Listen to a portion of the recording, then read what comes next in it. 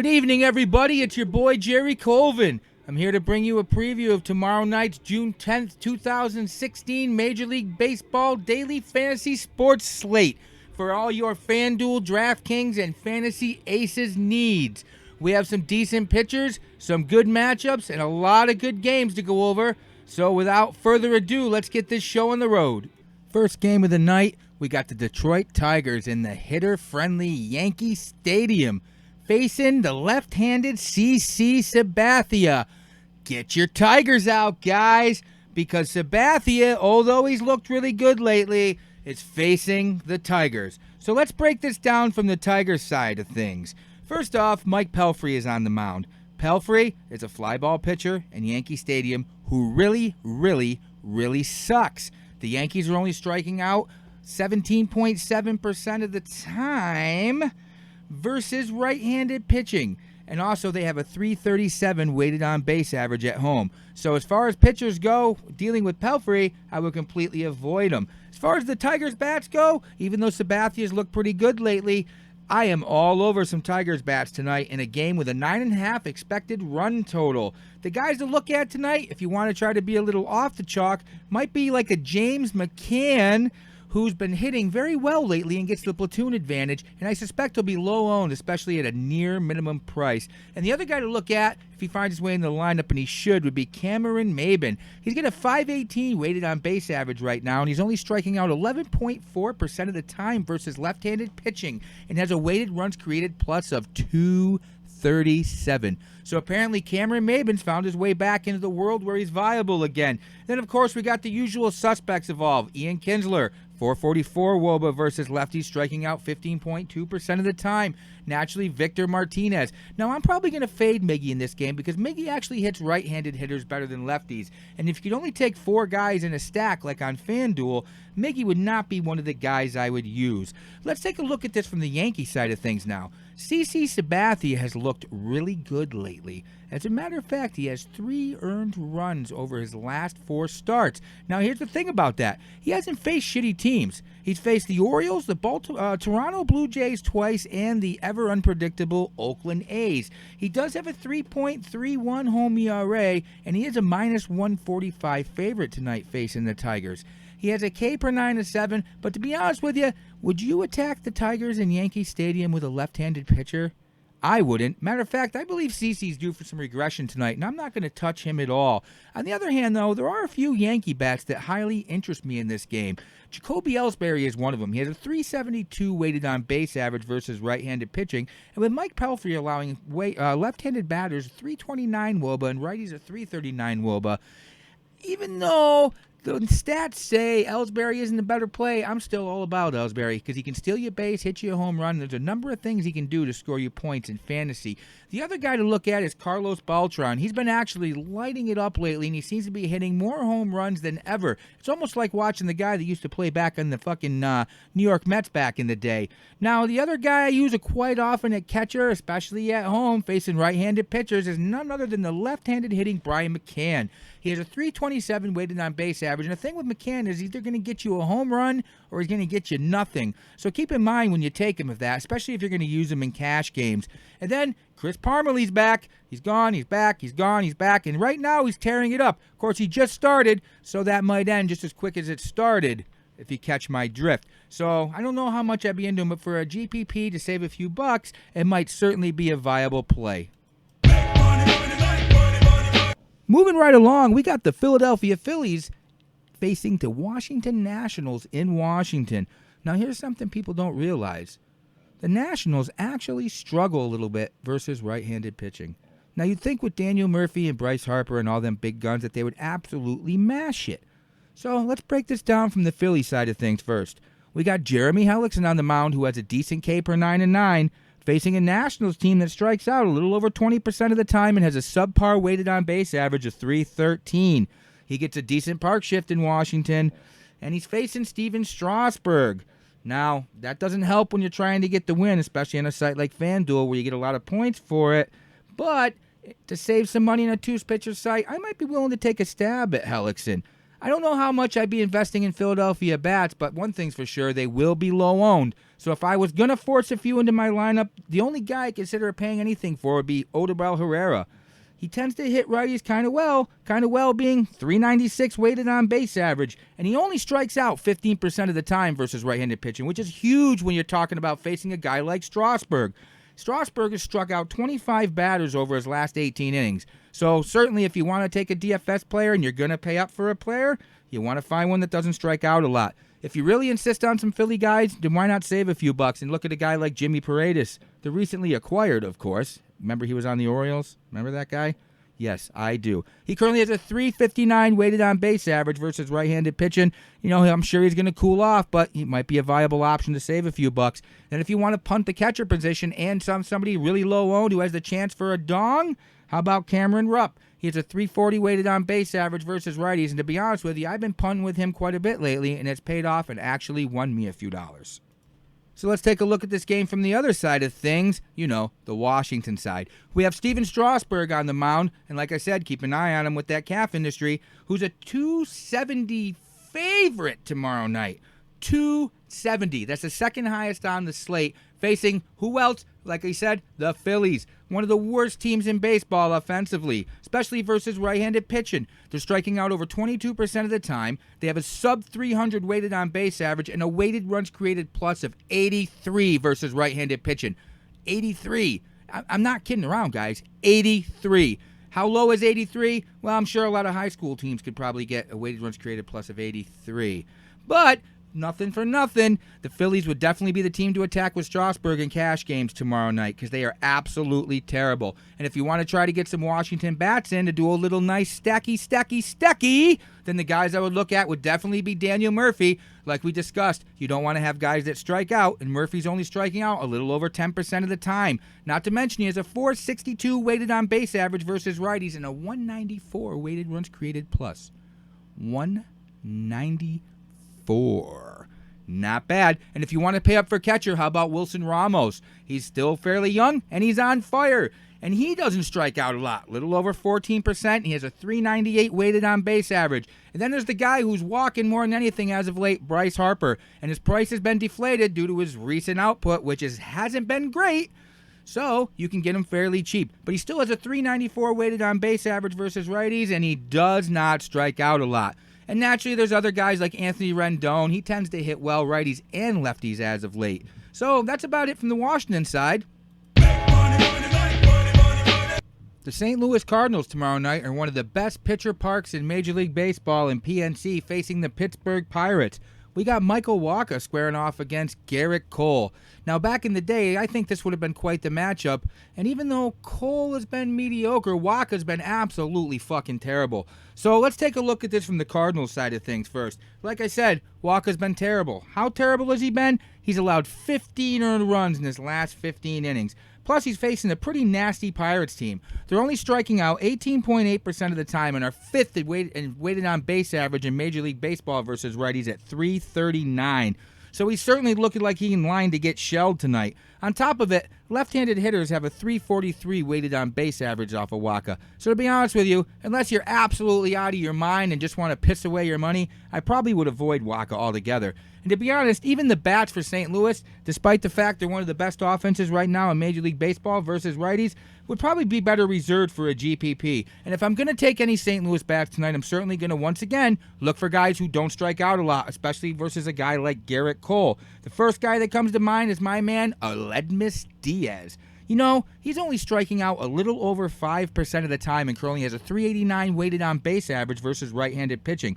You know what? And even though Matt Adams has been striking out quite a bit since he's come back, a little over 20%, he still has a 412 weighted on base average, and he's very reasonable price. And then there's always Matt Holliday, that usually the cheapest of the starting outfielders for the Cardinals across the site. He only striking out a little over 6% of the time.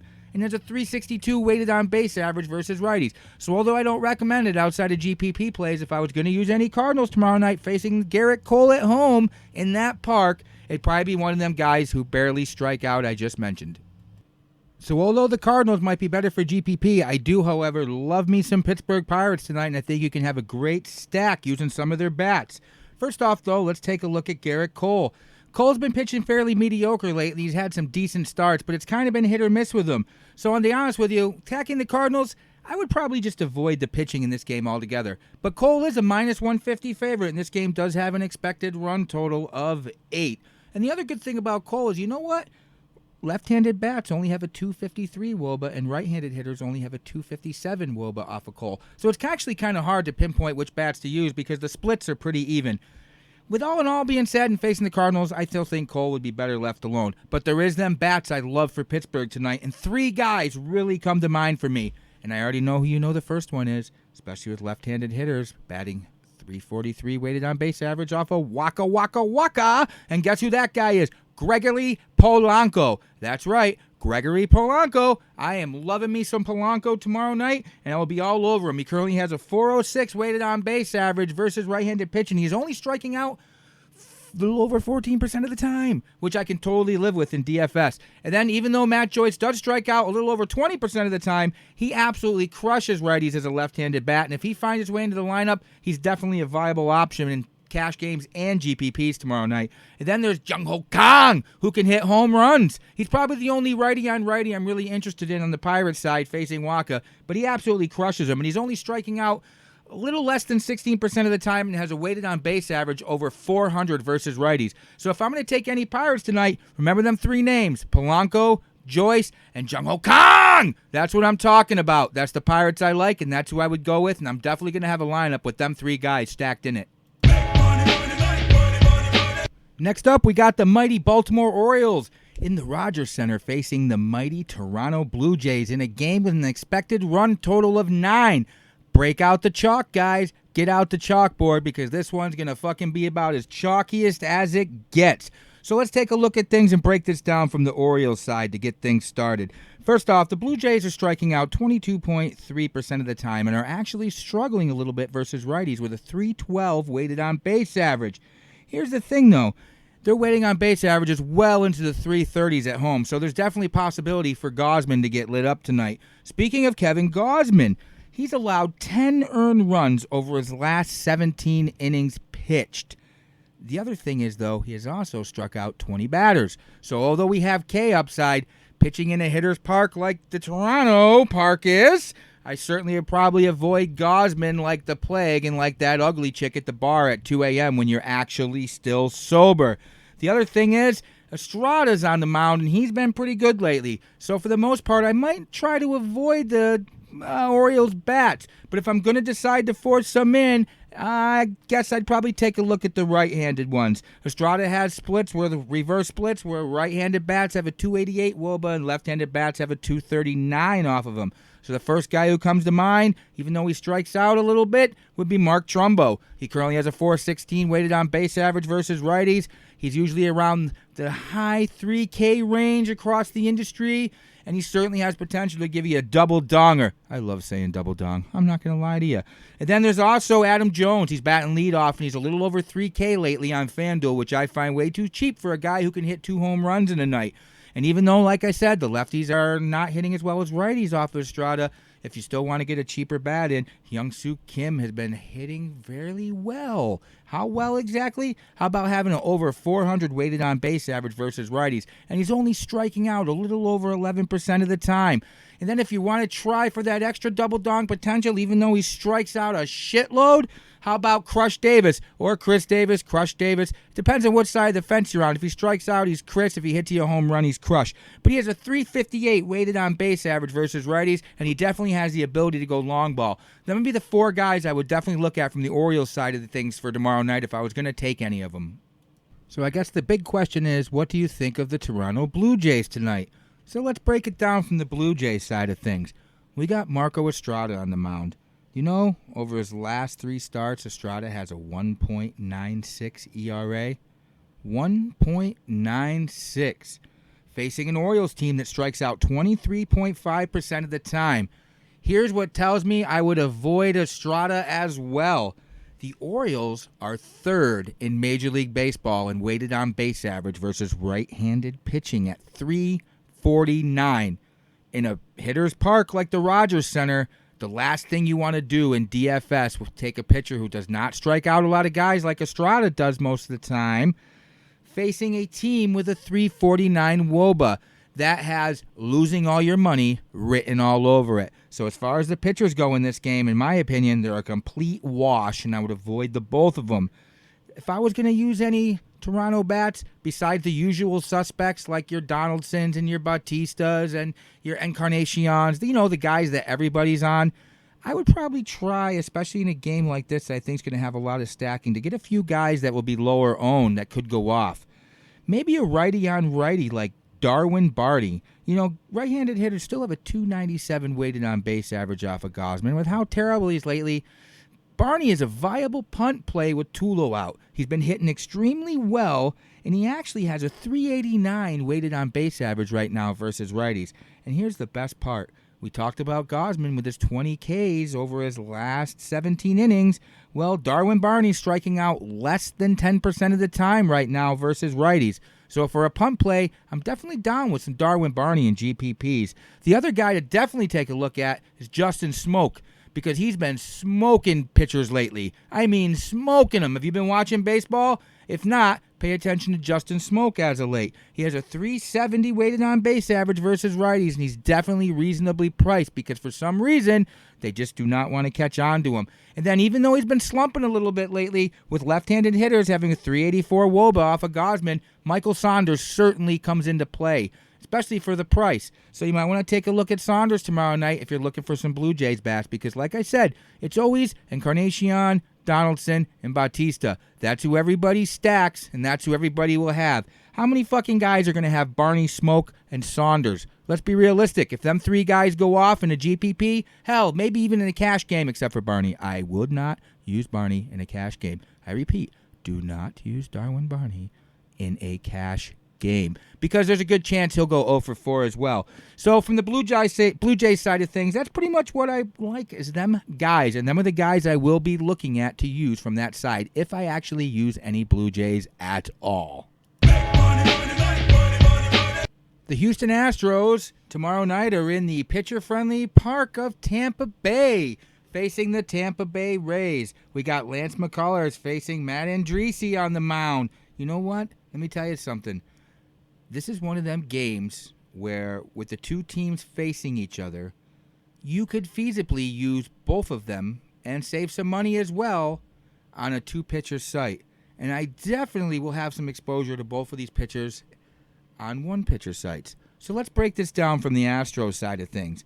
The Tampa Bay Rays strike out more versus right-handed pitching than any other team in Major League Baseball at 26.1%.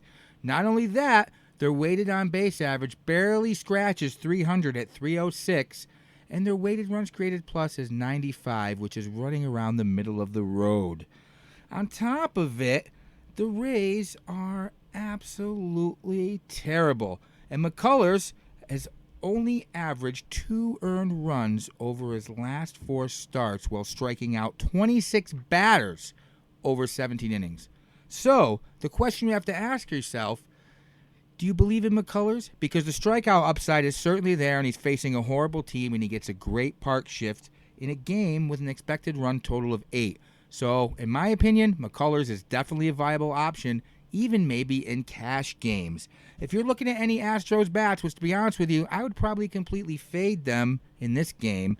The two guys I would look at would maybe be Jose Altuve, which is an obvious one, namely because he barely strikes out, so we're going to get some balls in play from him. And then the hit-or-miss, sometimes electrifying, George Springer. And the thing to really watch out for when you're going against Andriese is the left-handed bats have a 369 weighted on base average, as opposed to right-handed bats only have a 285. So he's really tough on righties. And the shitty thing about the Astros is there's not a great bunch of left-handed bats available. So it might not be a bad night to squeeze in a Corey Rasmus or maybe a Luis Valbuena into your lineup. I'm just saying, as far as the Astros go, that's really about it from that side that I'd have any interest in this game. And looking over at the horrible Tampa Bay side of things, Andriese is also in a great position tonight to rack up some points. The Astros are striking out 24.6% of the time versus righties, and they have a decent 322 weighted on base average. The problem with the Astros is that they're either going to come out and give you a shitload of strikeouts, or they're going to absolutely blow your pitcher's ERA out of the water. With all that being said, though, And Dreesy has 8 Ks over his last 12 innings, so he's starting to pick up the strikeouts a little bit. And over this span, he only has a 2.25 ERA. And as we mentioned, he's pretty tough on the right-handed bats. And for the most part, the scariest bats of the Astros lineup are all right-handed. Now, as far as taking any bats from the Tampa Bay side of things, I really ain't in love with any of them. And I'm going to tell you straight out, I can almost guarantee you I will not have any exposure to them at all. But if you are that guy who is insistent on squeezing some bats in there to be cute, or you're stacking lineups or playing every which way and every angle, and you're that dude, then the guys I would take a look at would first of all be your obvious ones like Evan Longoria. He has a 360 weighted on base average versus righties, and of course he has the home run potential. And as I've said a few times already, I really try not to take a guy if he can't hit a home run. Now, I'm not saying I take guys who exclusively hit a bunch of home runs, but I don't take guys like Ben Revere on most nights who rarely ever hit them at all. Also, another guy to look at tonight, and probably the one I would use if he finds his way into a lineup because he's been banged up lately, would be Steve Pearce. He has a 340 weighted on base average versus righties, and the thing is, he's facing McCullers, who strikes batters out, and he's only striking out a little over 15% of the time, so he might be a viable play, especially in a GPP, if he finds his way into the lineup. And then there's Corey Dickerson, the guy who used to smash the ball in Colorado. Is starting to smash it a little bit in Tampa Bay now. But like I said, this is definitely not a hitter's park, and the last thing I really have interest in is bats from either side of this one. Once again, go to the store, get that little box, open it up, pull out the long white powdery piece of chalk, because guess what, guys? This right here will be the second chalkiest game of the night in DFS. Yes, we got the Oakland A's in the Great American Small Park facing the Cincinnati Reds. And you want to know the best part? They're facing Anthony DeScalfini. And we'll get back to that later. So let's break this down from the A's side of things. We got Sonny Gray on the mound. Now, Sonny Gray looked terrible prior to taking a little stint on the disabled list. Since coming back in his one start, he faced the Astros. He pitched 5 innings with 5 strikeouts and 1 earned run. We know Gray has strikeout upside, and we know the Reds, for the most part, are pretty terrible. They're striking out 22.5% of the time and have a low 311 weighted on base average versus right-handed pitching. Keep in mind, though, in the Great American Small Park, the weighted on base average does elevate to almost 330. Now, facing DeScalfini, one of the things I would probably look at from the A's side would be guys who absolutely mash, and there's not a ton of them to choose from. Now, we know Chris Davis is better against lefties, and he's been sitting out quite a bit lately, so I'm not quite sure what I think of that one, and I probably think it's better to avoid it. If I'm going to stack A's, naturally, with your right-handed pitcher like DeScalfini on the mound, the very first guy that comes to mind is Stephen Vogt. In a small park like that, Vogt has a chance to knock one out, and he doesn't strike out a lot, so he tends to put the ball in play and make contact. And then, of course, he's been ill and missed the last few games, but Danny Valencia is absolutely tearing it up. Now, people assume he only hits left-handed pitching, and he does. But the thing is, he also smashes right-handed pitching, too. He has a 353 weighted on base average versus righties, and if he finds his way into the lineup tomorrow, and he should, if he feels better, I am 100% going to be loading up some Valencia because he's never that expensive. And if I want to take a flyer at shortstop, Marcus Semien, even though he has a 298 weighted on base average, does have the ability to give you a home run now and then. And you know what? That's something we're looking for in the Great American Small Park facing DeScalfini. The A's bats are definitely in play tomorrow night. Now, looking at it from the Red side of things, you're certainly not going to use a pitcher from either side in this game. It's just not prudent. It's not viable. It's not something you do in DFS. You do not use pitchers in Cincinnati. I don't care who they are. So DeScalfini is definitely not usable. Now, here's the thing that really bothers me. They must be really dragging the trenches of the Reds organization to bring him back up. I mean, I know he was injured, but you know what? In AAA, he had a 5.54 ERA. And in AA, and this year it was 6.75.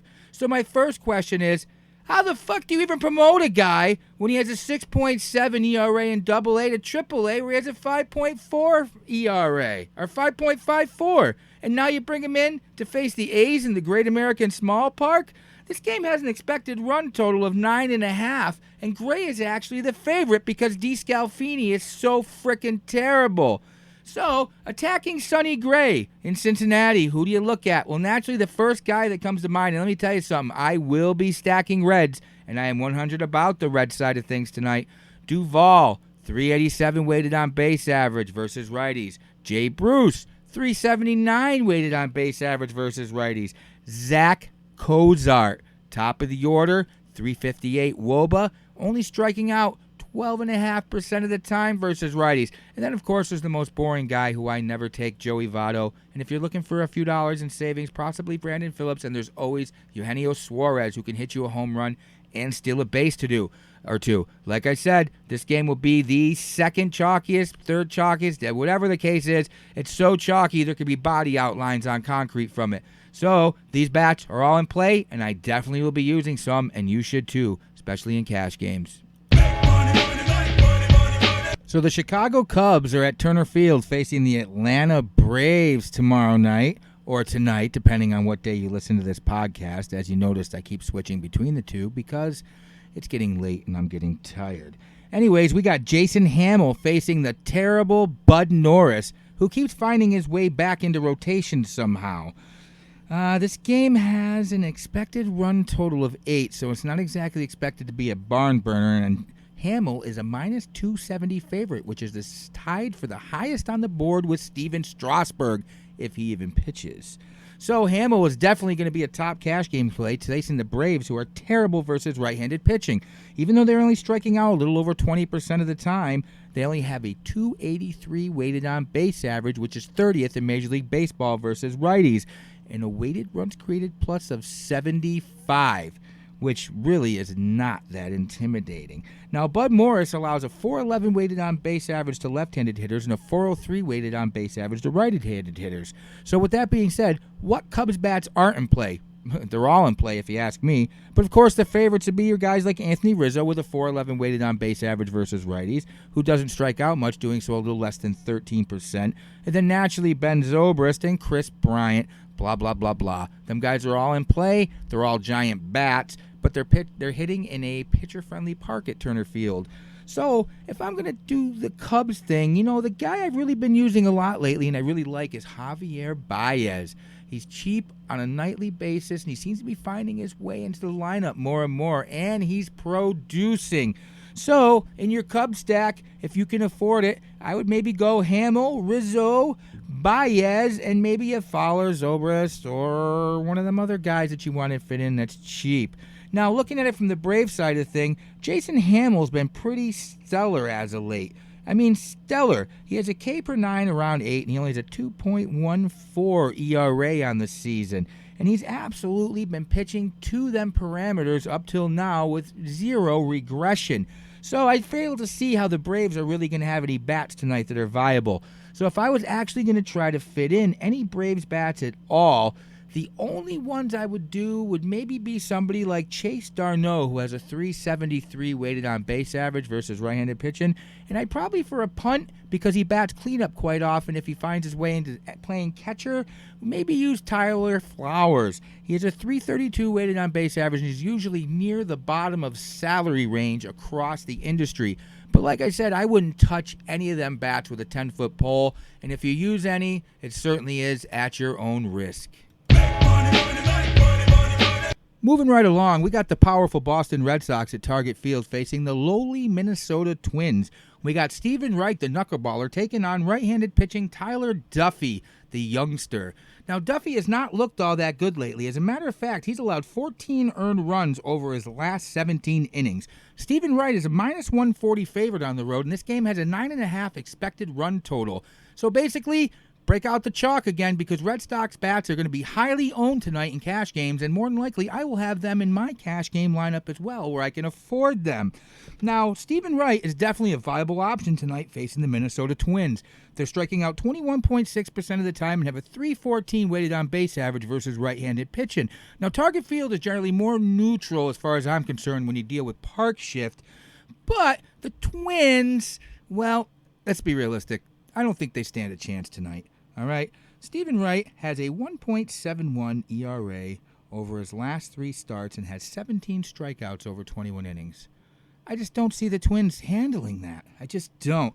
And as a matter of fact, if Red Sox bats are all in play versus Duffy, left-handed bats have a 370 weighted on base average off of Duffy, and right-handed bats have a 340 weighted on base average off of Duffy. You know who comes to mind, don't you? He may be expensive, but I hear a dong a-calling from David Ortiz tomorrow night, or tonight, depending on when you listen to this podcast. Ortiz is only striking out 12.4% of the time and has an incredible 484 weighted on base average versus right-handed pitching. He should absolutely mash Duffy with no problem. Next up will be Jackie Bradley. His price is down. He's starting to hit a little bit again. And you know what? He has a 402 weighted on base average versus righties. He's only striking out 17.3% of the time. And if you can afford him, of course, Mookie is always in play. None other than Mookie Betts. Mookie Betts is striking out 14.1% of the time and still has a 388 weighted on base average versus right-handed pitching. But let's be honest here. Almost all the Red Sox bats are in play. And you know what? In a punt situation to save a few dollars, I might even consider using Christian Vasquez, and I have. Now let's take a look at this thing from the Twins side, okay? Tyler Duffy. We've already talked about his runs woes, so we already know as far as pitching goes, Duffy is not a viable option tonight. But there are a few bats versus right, even though we're not quite sure how they're going to react to the knuckleball until I see it. Robbie Grossman currently has a 435 weighted on base average versus right-handed pitching and a weighted runs created plus of 180. He's also reasonably priced across the industry. Now, Eduardo Nunez, who nobody expected to do the things he's doing, has absolutely been tearing it up. He's hitting home runs, he's stealing bases, you name it, he's doing. I think I even saw a report that somewhere between innings, he ran up and served hot dogs to little kids in the stands. That's how awesome this dude is. Anyway, he's got a 356 weighted on base average versus righties. And you know what? If anybody's going to get a hold of one tonight, he seems like the guy I'd be on. And if I really want to take a shot in a GPP for the near minimum price, how about Byron Buxton? I mean, who the hell is going to take Byron Buxton against Stephen Wright? In a GPP, I would certainly consider it. Buxton's been hitting quite well since he came back up. And Stephen Wright, even though he's awesome, you never know. He's still Stephen Wright, and bad things can happen. But for the most part, outside of a GPP, I definitely would not be touching any Twins bats in cash games, and I would only use them in a GPP situation. And we're slowly grinding our way. We're past the halfway point by a couple of games. And next up, we got the Kansas City Royals facing the Chicago White Sox in Chicago. So we know we don't have a pitcher-friendly park here. We definitely got a hitter's park. We got Ian Kennedy taking on the lefty, Chris Sale, who has looked anything but good in his last couple starts. So let's start from the Royals side. Ian Kennedy actually tonight might be a viable start versus the White Sox. They're striking out 20.8% of the time and have a sub-300 weighted on base average versus right-handed pitching. Now here's the thing. Kennedy over his last 12 innings has actually struck out 12 batters while only allowing 5 earned runs. Now granted, the left and right splits ain't the greatest in the world, and it certainly bodes well for teams that can hit, which the White Sox can't. Tonight, he is definitely in a position to be a great pitcher on a 2-pitcher site, and I wouldn't be afraid to use him on a site like DraftKings. As far as attacking Chris Sale, I find it hard to believe we're going to have another horrible start. But if I was the type of guy who was going to try to say that Chris Sale is due for another bad start, then the bats I would look at tonight from the Royals side would probably definitely be a guy like Lorenzo Cain. Because Sale has such a high K per 9, you certainly want to try to get them Royals who don't strike out a lot, which most of them don't. Now, Lorenzo Cain has a 474 weighted on base average, and he's only striking out 12.5% of the time versus left-handed pitching.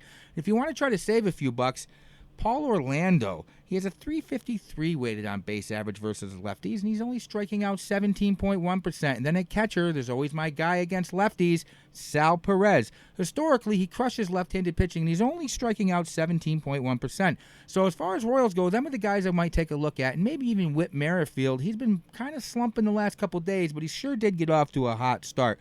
From the White Sox side of things, you got Chris Sale on the mound. As we previously, Chris Sale has actually allowed 12 earned runs over his last 16 and 2/3 innings. He's a minus 180 favorite tonight, and this game has an expected run total of 7.5. So basically, Vegas is saying that this isn't going to be a barn burner. Now, I don't like White Sox bats. Outside of Todd Frazier, I don't think I'd really be too keen to use any of them. So to be honest, they're kind of almost a complete fade to me tonight because I really like Kennedy. But if you're going to insist on it, then it's kind of like pulling needles. If you're not going to use Frazier, well, then Melky Cabrera, Adam Eaton, Jose Abreu. It's all right-handed. They're all right-handed hitters. They're all right-handed heavy. But keep in mind, Ian Kennedy has reverse splits because right-handed hitters actually have a 362 weighted on base average and lefties have a 332. So that definitely makes Frazier a viable play in a hitter's park. As far as exposure goes, that would probably be the one guy I would use against Kennedy, even though I don't plan on using any. The New York Metropolitans are in the hitter's park of Milwaukee facing the Brewers. We got the Dark Knight, Matt Harvey, who's looked pretty stellar as of late, facing Junior Guerrero, who hasn't really looked all that bad. This game has an 8.5 expected run total, and Matt Harvey is a minus 130 favorite in that park. Ugh. So here's the thing. Let's take a look at this from the Mets side. Left-handed bats off Junior Guerrero have a 297 weighted on base average, but right-handed bats have a 338. So Guerrero's got reverse splits. Regardless of all that, the guy I definitely will be using in that small park is none other than Michael Conforto.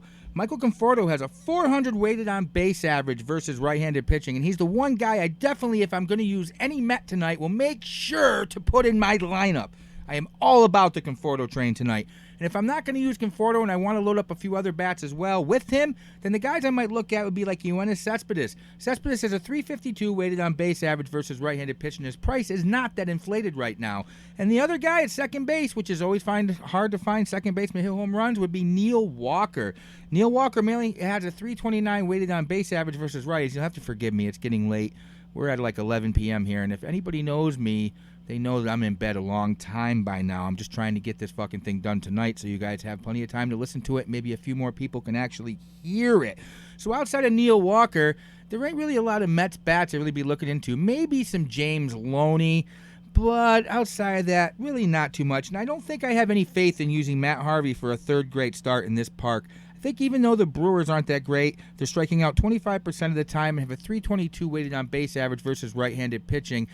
Even though the strikeout potential is there, I am not going to be using Harvey tonight. I'd be more apt to use Guerrero over Harvey, actually, and I don't really plan on using him. So let's take a look at this from the Brewers side. Junior Guerrero, I really don't know how to handle this one. The Mets are striking out 23.8% of the time, and they have a miserable 309 weighted on base average versus righties. It's just this frickin' park, man. I just can't get myself to take pitchers in Milwaukee. It's like taking them in Cincinnati or fucking Colorado. Even though this game only has an 8.5 implied run total, which is low by some of the other games we have on the slate tonight, I just can't do it. So I wouldn't use Guerra or Harvey for starting pitchers in anything but a GPP. As far as Brewers bats go against the Dark Knight, I don't think I'd really be on them. I'd be more apt to take it from the Mets side tonight. But if I am going to attack Harvey with a few bats, I definitely would look at Jonathan Lucroy. Good catchers are hard to find. He has a 418 weighted on base average versus righties, and he's only striking out 11.6%.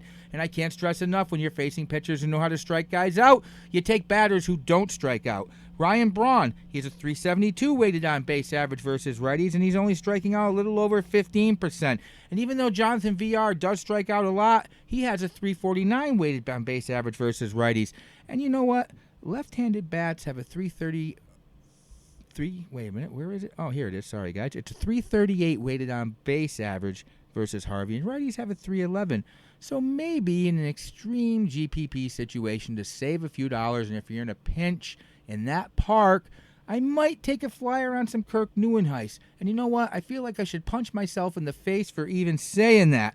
So that would pretty much be the wrap-up for this game. I'm really not too hot on either pitcher, but there certainly is some viable bats on both sides that are worth taking a look at in cash games and GPPs. Next up, we got what will be the biggest chalk of the evening, without a doubt. We got the San Diego Padres at the Colorado Rockies in Coors Field. This game has an expected run total of 12. See, because the thing is, lately, the Padres have been hitting. Now, this is one of them ones that is really easy for us analysts because I don't really have to go too crazy into the numbers here. First off, none of us are using any pitchers. nobody's going to use Andrew Cashner. And even though Jonathan Gray has a K per 9 over 10 and lots of upside facing the Padres at home in Colorado, I ain't touching that with a 10-foot pole. So we're going to keep this one kind of short and simple because this is the chalk play. And to be honest with you, pretty much bats, any of them, are in play on both sides, on both teams tonight. So the guys on the Padres side, if I was going to use any bats there, which, I'm sure I will, would definitely guys like Will Myers. You want guys like your Vegas Savularte. And, of course, Matt Kemp. You want guys who can put the ball out and definitely put it in play. And on the Rockies side, of course, my man, Carlos Gonzalez, having a hell of a year, back from the fucking dead, right back from where he left off at the second half of last season. I can see him totally going dinger off of Cashner tonight. Andrew Cashner has a 302 weighted on base average versus lefties, and righties have a 330 weighted on base average. So therefore, how about some Nolan Arenado? Nolan Arenado crushes everybody. Why not guys like Cashner? So, with all that being said, the basic line is cash games, GPP games. Everybody's going to be loading Rockies, and I will tell you one thing. I will be too. I will be having some Padre exposure, Rockies exposure. I will be all over this game. But on the other hand, I will tell you this. I will have at least one lineup that has nobody from this game in it. At least one $3 moonshot with no Rockies. Just in case by sub-fucking odd chance John Gray comes out and shuts down the Padres and Andrew Cashner turns into Nolan Ryan, which we both know will never happen. All right, guys. We're going to spend a few minutes here because this is actually my favorite stack of the night. We got the Miami Marlins in Arizona at Chase Field taking on the Diamondbacks. And here's the beauty of it. We got left-handed Justin Nicolino facing left-handed Patrick Corbin. All right, so let's delve into the Marlins side of things a little bit. Nicolino's pitched okay. He's certainly no strikeout machine. He's certainly no super pitcher. He's your mediocre SP4 on your better teams. Now, left-handed batters have a 287 weighted on base average versus Nicolino. Right-handed batters have a 376. Now, we all know Chase Field is a notorious hitter's park. And here's the beauty. Vegas has this game set with an expected run total of only 8.5. Now, when you got other games that are 12 and 9 and 9, this is like the 4th or 5th. So this is potential to be the best sneaky stack of the night. And this is where I'm going to go. I'm going to go to outfield, and I'm going to go to Marlins. I'm going to insert Marcell Ozuna, who has a 550 weighted on base average and a 254 weighted runs created plus versus left-handed pitching. And then I'm going to insert the way underpriced because he has not been performing all that well lately, Giancarlo Stanton, who we all know historically absolutely mashes left-handed pitching. Them two guys, locked. Definitely in my cash game lineup tomorrow night and probably almost all my GPPs. Next, let's take a look at the Diamondbacks side. The Miami Marlins are striking out 22.5% of the time and only have a 319 weighted on base average versus lefties. Patrick Corbin is a minus 150 favorite. Now, some people, crazy ones, will use him. The thing is, at home, he has a 7.94 ERA, and he's allowed 13 runs over his last 16 innings. So there, my friends, is why Giancarlo Stanton and Marcell Ozuna will be in all my lineups. But anyways, we're talking Diamondbacks here. Justin Nicolino is certainly no peach, and the Diamondbacks are loaded with lefty mashers. So, I can tell you right now, 3 players tomorrow night that'll definitely be in my lineup if I can get them in and still manage to afford everybody else I want. Wellington Castillo at catcher. He's usually around the low to mid 3K range. He's only striking out 13.1% of this time versus lefties, and he has a 452 weighted on base average. Now, Yasmani Tomas is kind of like that guy everybody's forgot about because he's really hit or miss, but he still has a 430 WOBA versus lefties, And for his price, I think he'll be the guy I pair in the outfield with Stanton and Ozuna tomorrow night. And at first base, let me tell you something. Dr. Katz, the famous therapist, if he was to write a book about all the sessions he has with starting pitchers, if he has any, I guarantee you most of the current left-handed pitchers lay on his couch and they cry one name: Paul Goldschmidt. Goldie's been picking up the heat lately and starting to hit again. Everybody's kind of off him because he started off slow. The reality is right now he has a 402 weighted on base average versus left-handed pitching, and nobody I know who is at first base on the slate outside of David Ortiz tonight provides the same upside that Paul Goldschmidt does. Not only can he steal bases, he can hit home runs, he can drive from gap to gap. The guy can do everything. He is the one first baseman besides Ortiz tonight who has the possibility to drop a 40 or 50 fantasy point night. So for that reason, Paul Goldschmidt will be in every one of my lineups tonight that doesn't feature David Ortiz. So that's where I stand on this game. If you're smart, and I think I am, and I've won a few little things here and there, and maybe even a couple bigger ones. But the thing is, well, not too big. I'm not going to lie to you. I've never taken down the squeeze and none of that shit. But I've definitely taken down some single-entry GPPs. And Paul Goldschmidt will be my guy, locking him in. I don't want to try to steal anybody's thunder or impersonate any other radio host, so I don't want to get crazy. I almost just did that, by the way, and I'm also getting very tired. I'm not going to lie. Paul Goldschmidt, Arizona Diamondbacks, Miami Marlins. That's where I'm going. That's my sneaky stack, and that's who I will be featuring tomorrow night in most of my lineups. All right, it's getting late. We're getting close to being done here, guys. We got the Cleveland Indians in Los Angeles taking on the Los Angeles Angels of Anaheim. We got Corey Kluber on the mound facing Hector Santiago. Now, let's just start with the Indian side.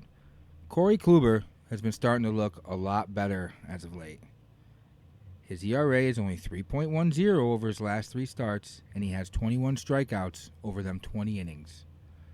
He is a minus 125 favorite tonight, and this game only has an expected run total of 7.5. Now, we all know Angel Stadium is definitely a pitcher's park. Now, here's the thing. The Los Angeles Angels are only striking out 15.3% of the time and have a 324 weighted on base average versus right-handed pitching. And they have been picking it up at late.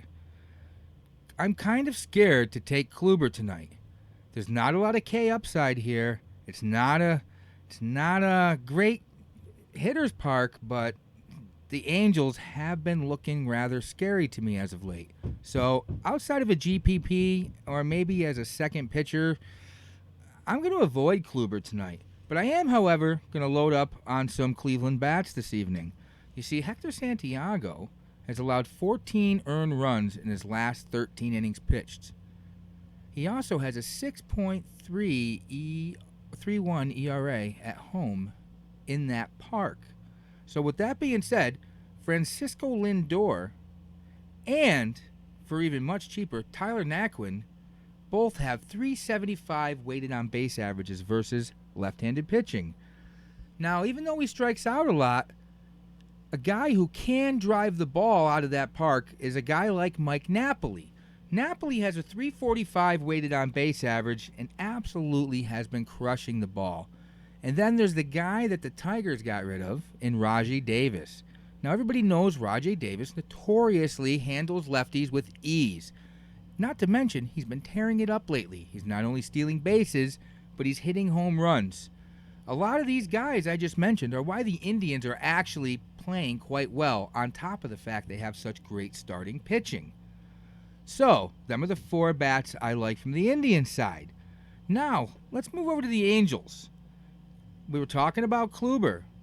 Now, I think Kluber's due for a bad night. And I think in a GPP, this game could be stacked from both sides and could go way over the 7.5 expected run total. So I'm going to do at least one lineup where I do 4 Angels with 4 Indians. I gave you my 4 Indians. Now here's the thing. The pricings for tomorrow ain't all out yet, so it's kind of hard at this time of night to pinpoint if this lineup will work or not, or what pitcher I'll be able to use with them. But I do like Mr. Marte. Do you know who I'm talking about? His name is Jeffrey Marte. And he has a .557 weighted on base average versus right-handed pitching so far this season. Not a huge sample size, but certainly enough considering that for the most part, he is the minimum salary most of the time. The other guy I'm looking at, of course, is Mike Trout, who we always know is expensive. But he is only striking out 19.3% of the time, and he currently has a .430 weighted on base average versus right-handed pitching. Then, of course, we got Cole Calhoun. Yes, Cole Calhoun, striking out 17.5% of the time with a .360 weighted on base average. And Gregorio Petit with a .355 WOBA versus right-handed pitching. All these four guys are viable, and all guys I am going to be trying to stick in my lineup tomorrow on FanDuel to try to win me some money, if you catch my drift. Next up, we got the Texas Rangers in Seattle in the pitcher-friendly park where the Mariners play. That's right, Safeco Field. Anyways, tonight we got Derek Holland, the lefty, facing Hisashi Iwakuma, the righty. You know what, guys? This game has an 8.5 expected run total. Iwakuma is a -145 favorite.